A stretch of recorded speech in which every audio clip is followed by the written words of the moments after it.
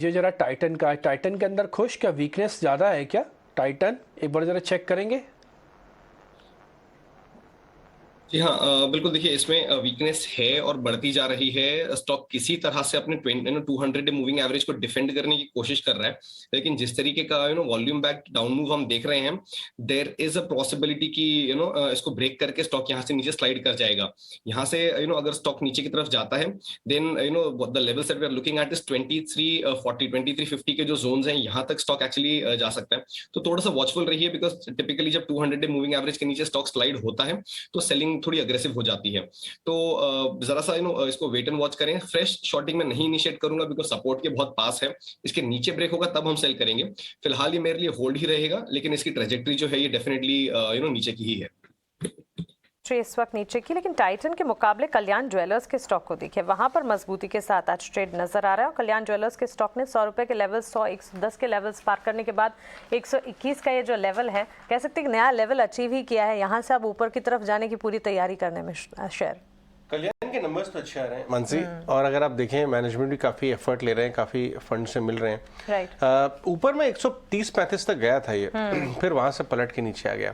मानो 100 110 का एक हर्डल था, उसे क्रॉस करने के बाद स्टॉक ने एक नया लेवल या कह सकते हैं लैडर ऑफ ये देखिए 6 महीने का है 130 120 पे है अभी भी।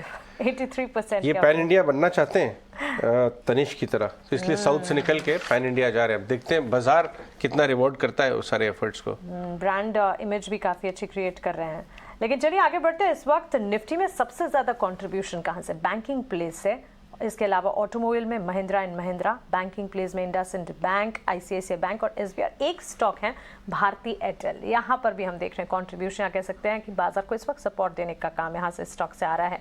जब ब्रोकरेज रिपोर्ट आई थी, अनुमान वही लगाकर हम चल रहे थे कि भारती एयरटेल यहाँ पर ये जो डाउनग्रेड की रिपोर्ट है वन ऑफ होगी। और इसके बाद क्योंकि on a long term play telecom stocks के लिए जो जर्नी है वो तो काफी पॉजिटिव ही है। जी हमने ये एनालिसिस किया भी था, और बेचने का भाव 760 नहीं था, बेचने का भाव एक्चुअली 860 था, वहां से घूमा था 100 रुपए निकलने के बाद।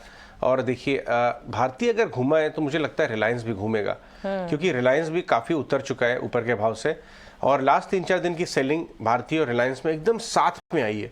राइट, जियो के ऊपर कंसर्न्स, टैरिफ हाइक्स में डिले की बात भारती को लेके, और 5G रिलेटेड बड़ा कैपेक्स, वो एक रीजन था भारती को डीरेट करने का ऊपर से 100 रुपए, और रिलायंस भी उसके साथ गिरा था। देखना ये है कि क्या रिलायंस घूमता है। भारती तो एटलीस्ट गिरना बंद हो गया है 750 पे। खुश भारती 750 पे गिरना बंद हो गया है, 60 प्लस हो गया है। क्या इसको रिबाउंड के लिए खेलना चाहिए या अभी रुकेंगे आप? जी, मैं इसको एक्चुअली रिबाउंड के लिए प्ले करूंगा। एंड यू आर राइट कि देखिए स्टॉक में एक हल्का सा डाउनवर्ड बायस था, जो उन रिपोर्ट्स के आने के बाद एक्सेलरेट हो गया। लेकिन आपको ध्यान होगा तो उसके जस्ट पहले हम यही डिस्कस कर रहे थे कि भारती इज एक्चुअली कंसोलिडेटिंग। एक बहुत अच्छा रनअप हमने पिछले 3 से 6 महीने में देखा था। फिर करीब पिछले 1 आध महीने में स्टॉक कंसोलिडेट कर रहा था, मतलब mild negative bias, but that is okay because वो कंसोलिडेशन था। उस रिपोर्ट के ट्रिगर से स्टॉक नीचे स्टॉक में हमने सेलिंग प्रेशर देखी। अब स्टॉक अपने 200 डे मूविंग एवरेज को रिस्पेक्ट कर रहा है, विच इज 720। मेरे लिए ये इतना खराब फिलहाल नहीं है। एक दिन का वॉल्यूम बैक मूव था, उसके बाद स्टॉक ने संभाल लिया अपने आप को। तो यहाँ पे आप बिल्कुल एक लॉन्ग बेट ले सकते हैं। 750 का टाइट स्टॉप लॉस लेके चले। मेरे लिए यहाँ पे अपसाइड जो है ये काफी फेवरेबल हो गया है अभी। सो 775 का मेरा पहला टारगेट रहेगा। दूसरा टारगेट 790 का, जहां पे गैप भी बना हुआ है तो उसको भी फिल करने स्टॉक आ सकता है। सो डेफिनेटली ये एक अच्छा लॉन्ग अपॉर्चुनिटी है इन भारतीय एयरटेल। ठीक है, इसको देखते हैं। अच्छा 1% ऊपर की तरफ जा रहा है, रिस्क रिवॉर्ड लॉन्ग साइड पे ठीक लगते हैं कुछ को।